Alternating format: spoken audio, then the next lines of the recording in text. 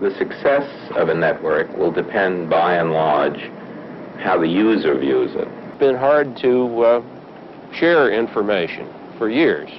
The printing press, of course, was the great step into sharing information, but the printing press didn't essentially handle the problem of distributing it. It handled the problem of copying it.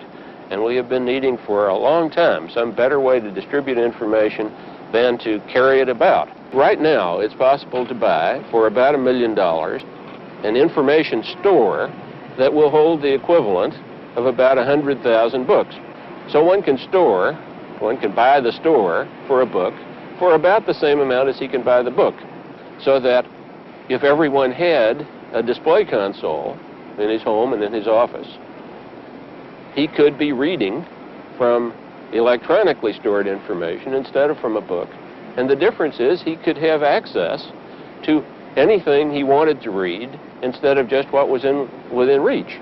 Well, it turns out to be surprisingly inexpensive if you get wideband transmission facilities to send the stuff right when it has to be read, instead of sending it to a local bookstore or local library in the hope that it might be read. When I was a kid, I wanted two miracle things. I wanted a library that had every book in it, and I wanted a magic carpet that would take me anywhere. And I'm pretty close. The network experiment, to be successful, has got to include more than just the technology of getting computer A to talk to computer B. It's got to include the human institutions that will bring together these resources and people to solve real problems of real people. I think more people ought to get in there and think about the social processes.